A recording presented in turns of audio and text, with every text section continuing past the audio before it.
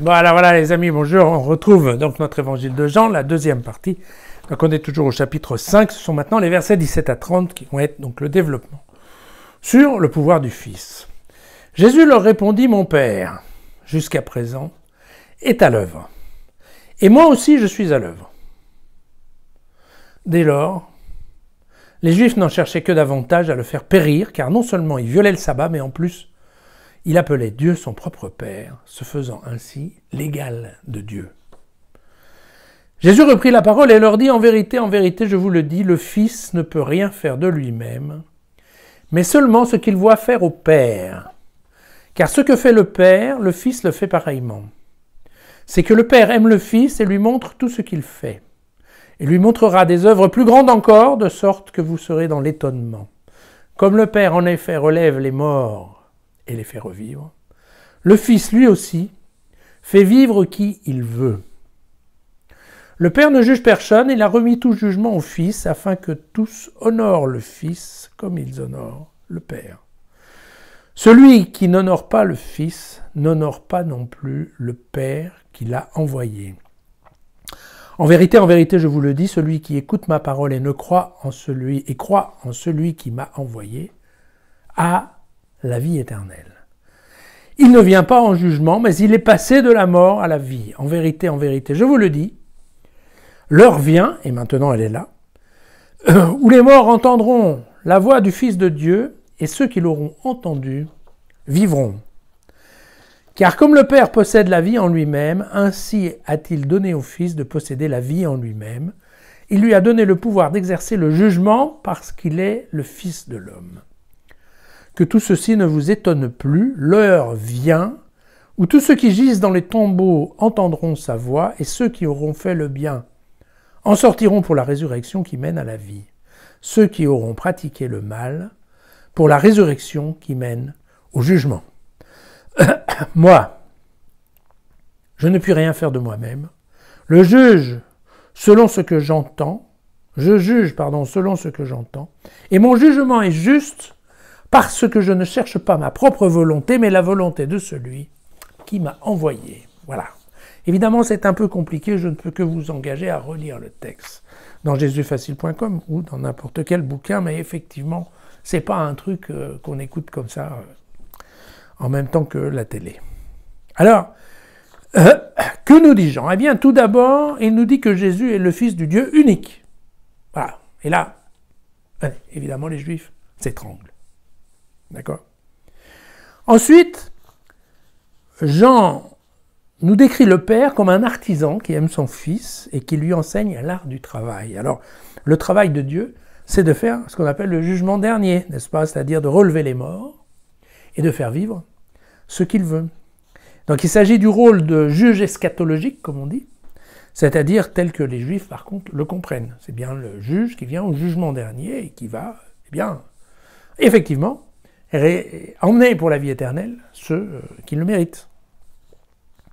Alors il ajoutera que le Père a confié cette tâche de juge au Fils, et qui lui fait entièrement confiance. D'ailleurs, il en profite pour insister sur le fait que l'on doit à Jésus le même traitement que l'on doit à Dieu. Et là encore, il est probable que les Juifs s'étranglent, puisque carrément il leur dit, si vous ne me reconnaissez pas, en fait, vous ne reconnaissez pas Dieu, mon Père, qui est votre Dieu. Donc, évidemment, il y va fort. Alors au paragraphe suivant, Jésus fait une déclaration surprise, il suffit de croire pour être sauvé. Voilà.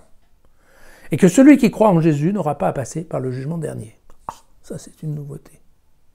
D'ailleurs, le dernier paragraphe renchérit sur le fait que le Fils ne fait que la volonté du Père, ce qui fait en fait tomber l'accusation de blasphème, parce qu'il n'est pas en train de se faire l'égal de Dieu. Il dit bien, non, moi je ne fais que ce que mon Père dit de faire. Vous voyez, bon, ça c'est l'idée.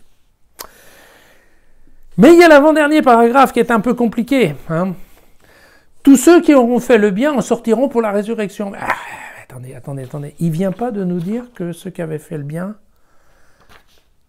justement, ils ne seront pas jugés. Et là, dans l'avant-dernier paragraphe, on nous remet « L'heure vient où tous ceux qui gisent dans les tombeaux entendront sa voix, et ceux qui auront fait le bien en sortiront pour la résurrection, qui mène à la vie. » D'accord? Ceux qui auront pratiqué le mal pour la résurrection qui mène au jugement. Alors, je ne comprends pas. Maintenant, ça redevient les œuvres, et c'est quoi cette idée? Alors l'idée, effectivement, je vais vous expliquer l'idée est la suivante. C'est que l'évangile de Jean a été développé dans ce qu'on appelle les communautés joanniques, c'est-à-dire qu'en effet, il y avait des genres de sectes un peu au milieu des chrétiens. C'est une des communautés chrétiennes qui a développé une approche beaucoup plus christologique, qu'on appelle, de l'évangile. C'est-à-dire que pour cette communauté joannique, effectivement, dès le départ, Jésus, c'est Dieu. Voilà. C'est pas donc il y a quelque part un refus de considérer l'humanité de Jésus. Et donc, de toute évidence, ils ont développé, monté en scène, enfin rédigé et travaillé un évangile qui soutient des thèses que ne soutiennent pas forcément les autres communautés, c'est-à-dire l'Église en fait de Pierre. Donc vous voyez d'ailleurs dans les évangiles de Jean, on parle très peu de Pierre. Et puis on parle très peu de la nature humaine. On raconte pas beaucoup sur l'histoire de l'enfance de Jésus et sur, je dirais, les petites histoires. Hein. Et donc, qu'est-ce qui s'est passé? En fait, il s'est passé que il est venu un moment où ces communautés joanniques, non seulement elles se faisaient virer des synagogues, mais en plus elles se mettaient à dos aussi les autres communautés chrétiennes. Ce qui fait que, globalement, il y a un moment où ils se sont sentis coincés. Et en se sentant coincés, eh bien, il a fallu qu'ils fassent un petit peu amende honorable pour pouvoir réintégrer en fait l'église traditionnelle, l'église principale, l'église de Pierre. Donc pour ça, qu'est-ce qu'ils ont fait? Eh bien d'abord, vous vous souvenez, ils ont couru et Jean a laissé rentrer Pierre au tombeau en premier. Donc voilà, c'est une des choses qu'on a modifiées ensuite. Et puis, eh bien sûr, il y a cette modification-là, c'est-à-dire que, en effet, ici, dans la première version de Jean, seule la foi compte, mais dans la deuxième version, bon, les œuvres aussi. Voilà. Et donc en fait c'est comme ça. Alors un certain nombre de l'équipe des joanniques ont refusé de s'agglomérer aux autres, ils ont développé ce qu'on appelle le mouvement gnostique, c'est un mouvement qui a été catégorisé comme une hérésie en fait. Mais la plupart en fait se sont intégrés dans l'église de Pierre en faisant un certain nombre de concessions, et ce sont ces concessions qui ont été rajoutées dans cet évangile qui fait qu'on ne comprend pas du tout l'avant-dernier paragraphe par rapport au paragraphe d'avant. Bien entendu, ça discorde un peu, mais vous avez vu que de nombreux textes, c'est bien ce qui se passe. Voilà, c'est pour ça que nous, l'intérêt, c'est que comme ils ont retrouvé en effet l'église principale, eh bien, par contre, lui, l'évangile de Jean, a eu beaucoup plus de succès que la communauté. Voilà. Et puis, on voit demain les témoignages et l'authenticité de cette déclaration très forte.